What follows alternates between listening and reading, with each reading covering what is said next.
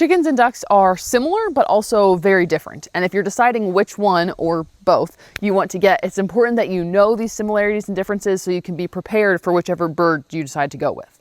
So today I'm going to break down both of those similarities and differences for you. We're going to start inside the coop and see what the birds need within that. Then we'll come outside and talk about diet and what the run looks like and all those sorts of factors. And then we'll also just throw in some basics that don't really fall under either of those categories. When starting inside, it's important to know that both of these types of birds can easily live together. You're just going to need to make some accommodations for both of them to be happy together. I have 9 ducks and 14 chickens, and they all live very happily in the coop. If you only have ducks, you might have them in something called a duck house, which can be a small little shelter because it doesn't need to have roosts or nesting boxes. The ducks really only go in there to sleep. Everything else is going to be outside. When you have chickens, they need nesting boxes and they need roosts because they won't sleep on the floor, so it's usually bigger and taller. This is an example of a roost. Chickens like to be up off the ground when they're sleeping. They do not want to sleep on the floor. So you're going to need some sort of ladder or wood structure like this that they can sleep on. Mine tend to sleep on top of their nesting boxes and it gets very messy, so they might not sleep where you want them to sleep, but they will be elevated. Ducks, on the other hand, do like to sleep on the floor. So that's one reason you can have them together, because they're sleeping in different areas so they won't be fighting for space. Chickens need nesting boxes to lay in. They like to be hidden away and private and cozy.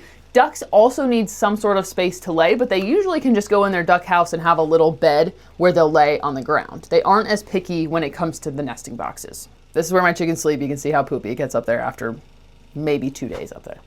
We'll talk about this outside as well, but it's important to know that ducks are very messy when compared to chickens. When compared to anything, really, ducks are very messy.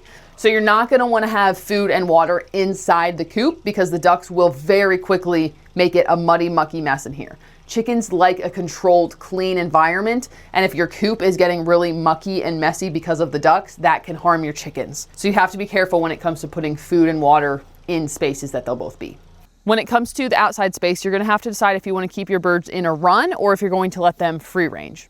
Again, you can keep them together in a run, but you're going to have to make sure there's a dry space for the chickens to get away from because the ducks will tend to put the water everywhere. If you do keep them in a run, especially if they're together, know that bigger is always better. The more space they can have, the better, especially when you have a pool or somewhere that your ducks can play. Ducks love water. They want it more than just to drink. It's also important to note that ducks need deeper water because they need to be able to clean out their nares or their little nasal passages. And if they can't do that, they can get clogged and they can die. So that's something they need to have access to, is deeper water than chickens need. You're definitely able to feed your chickens and your ducks out of the same bins or out of the same place. You just have to make sure you're doing it in a way that is beneficial for both of them. When it comes to watering, again, the ducks need a deeper pool. So you might have a little bowl for them that is more specifically for the ducks, or if you're doing something like a bulk waterer, you would want to get cups that are deeper that the ducks can dunk their whole heads in, or at least all of their bill, compared to the chicken cups that are usually quite shallow. You're also able to feed them out of the same container. This is a bulk feeder that I made. You just want to make sure that you have some sort of all-purpose flock mix, or that you have included enough niacin in your chicken feed for your ducks.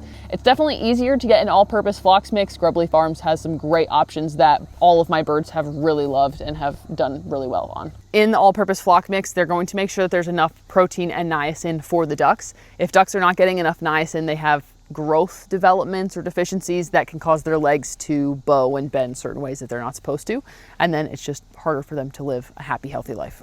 You can free range both birds. I personally free range and think it's a lot of fun. Both birds will forage. Ducks will forage for their food a little bit more, so they won't require as much feed. Especially in the summer, I notice that I don't go through near as much feed as I do in the winter because everybody is out and about getting the different ticks and bugs and worms, grubs, everything that they're getting outside.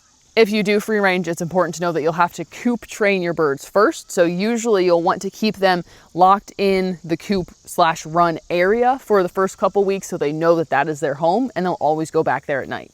I started them locked in the run and the coop for the first probably month of their life, couple weeks, and then they knew to always go back there once I let them out into the yard and the pastures. I will say, as you add more birds onto your flock, you usually don't have to leave them in there as long because they will follow everyone else back in, and that's been really handy.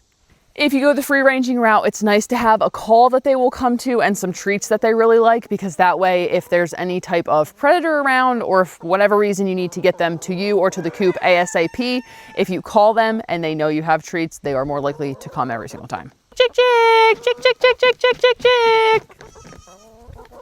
Mine love grubblies. They have worked very well for training my chickens to come to me. Chick, chick, chick, chick.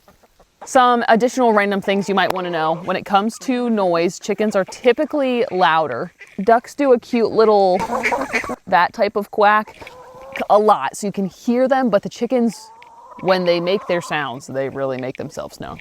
So if you're in town, chickens can be a little bit more difficult to have if you have noise restrictions and things like that.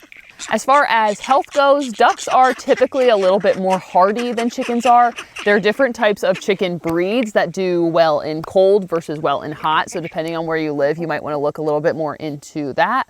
I live in southern Minnesota. It gets pretty chilly in the winter. I have Rhode Island Reds and Buff Orpingtons for chickens, and they do fine. They love the winter.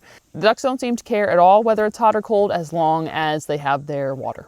When it comes to egg production, chickens will usually lay sooner, typically 4 to 5 months old they'll start laying, whereas ducks don't usually lay until like 7-ish months old. You can find good egg laying ducks and you can find good egg laying chickens. So if that's something you're interested in, just making sure you're picking a good type of egg laying breed is important.